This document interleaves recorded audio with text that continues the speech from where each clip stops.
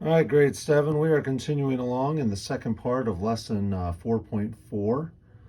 This is 4.4b that we are working on. And the first set of directions tells us to graph the inequality on a number line. So I'm going to talk a little bit about that. So let's start with A is less than or equal to negative 17. So I know that I'm going to start at negative 17. That's where my number line is going to start. Now, the fact that it says it's less than or equal to means that I'm going to shade my circle.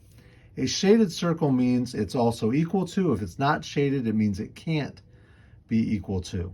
So when it's less than or equal to or greater than or equal to, we're going to shade it. Now it says A is going to be less than negative 17. So as I go left, my numbers are going to get smaller on the number line. So it's going to be negative 17, negative 18, negative 19, negative 20, negative 21. And that's graphing that line. Let's look at the next one.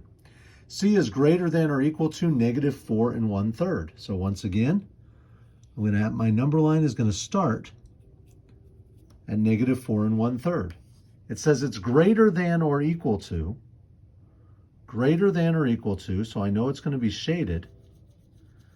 And C is on the bigger side of the inequality because the mouth is open. So C is on the bigger side, which means that my number is going to get bigger, which means as I go, now there's different things that I can do, but I'm going to say, okay, we're going to go negative 3 1/3. Then we're going to go negative 2 1/3. Then we're going to go negative 1 1/3. Then here at the end, and we're just going to kind of call that negative 1/3. All right, we might need to make it a little bigger when you're actually making it, but for the point of the video, you can kind of see how this is negative 1/3, and we're getting bigger as we go to the right. All right, 2 1/8 is greater than D. 2 1/8 is greater than D. Well, first of all, we can see that we're going to start at 2 1/8. Now it says it's greater than D. So it's going to be an unshaded circle because 2 1/8 is not equal to D. Now don't be confused now because D is on the right side of the inequality.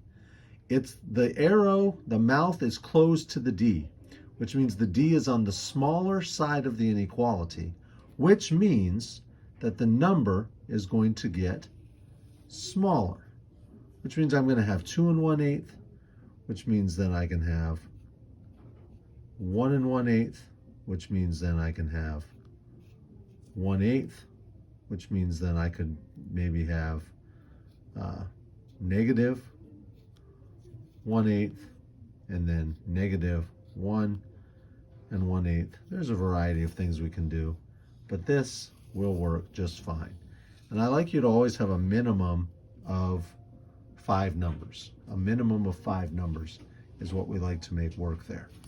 Okay, last one here in this section. B is greater than 3 56/100. B is greater than 3 56/100. Well, first of all, we can see very clearly that we're going to be starting at 3 56/100 because that's what it says.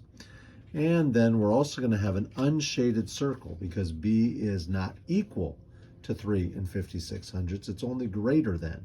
Since the B is on the bigger side of the inequality, where the mouth is open to, I know my numbers are going to get bigger, which means to have my 5 numbers that I like to have, I'm going to have 4 56/100. Then I'm going to have, and we just kind of keep going, 5 56/100, then 6 56/100. Then if I come down here, running a little tight for space, but you get the idea, then it's going to be 7 56/100. And that's my number line. Now on a paper, you'll be able to spread it out and do all that a little bit differently, but you kind of get the idea of how you need to make a number line. So on your paper, you can make it just a little bit bigger to make sure you have room for all the numbers. Okay, So the second part of what I'm looking at gives us a little story problem here that says every day at breakfast time, at least 78 people buy food at Waffle House. Write and graph an inequality that represents the situation. So every day at breakfast time, at least 78 people, which means the least possible thing is 78, but it could be greater than 78. So I'm going to say that 78 is not greater than, 78 is less than or equal to whatever the unknown number is, because it says it's at least 78. 78 is at the smallest that it can be, but that can also be something that's greater than 78. But I need to also write an inequality, which means I'm going to start at 78. Now it says it's at least 78, which means it can be equal to 78, which means that I'm going to have a shaded circle. Now my x is on the bigger side of the equation, which means my number is going to get bigger because it says x is greater. It's opened up to where the x is. So my number line is going to go to the right. When we think about a number line, my numbers will get bigger as I go. So it's going to be 78, 79, 80, 81, 82, and we like to have a minimum of 5 numbers. So there's a pretty good number line for what I need. 78 is less than or equal to x, and we're going to take that 78. It can equal 78, and the number is going to get bigger. All right, last section here. It says, tell whether the given value is a solution of the inequality. Tell whether the given value is a solution of the inequality. So this first one, 6k is less than or equal to k plus 9, and it tells me that k equals 2. So all I'm doing is plugging in 2 for these values. So I'm going to have 6 times k, if k is 2, that's going to be 12. Then I'm going to take less than, all right, 2 plus 9 is 11. And now I need to decide, is that true? Is 12 less than 11? Well, no, that's not true. So I'm going to put no. All right, x over 3 is greater than or equal to x minus 6. Then it says x equals 9. So I'm going to think 9 over 3, okay, which I know equals 3. And then is that greater than or equal to x minus 6? Now x equals 9, so I'm going to do 9 minus 6, and that's 3. So my question is 3 greater than or equal to 3? Well, yes, it is, because 3 is equal to 3. So this would most definitely be a yes. All right, just a couple more here. 10 minus 4y greater than 4y plus 9. And then that's the separator, the colon, y equals -1, the semicolon. So when we think y equaling -1, I'm going to think 4 times -1. Well, 4 times -1 is a -4. So that leaves me with 10 minus a -4. Well, when I subtract a negative number, I know I'm adding. So that's like 10 plus 4, which is 14. So I'm going to have 14 is greater than something. So let's think 4y plus 9. Well, 4 times y, once again, is a -1. So that's 4 times -1 is a -4. Then if I plug into my calculator, -4 plus 9, it's going to tell me that -4 plus 9 equals 5. I end up for my inequality, 14 is greater than 5. Well, that makes sense. That is true, that 14 is greater than 5, so this third example would most definitely be a yes. All right, last one for this video here today. 3/4 b minus 2 is less than or equal to 2b plus 8.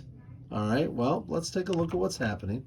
3/4 times b. Well, b is -4, so I'm going to be thinking 3/4 times 4 over 1. I'll worry about the negative number later, okay?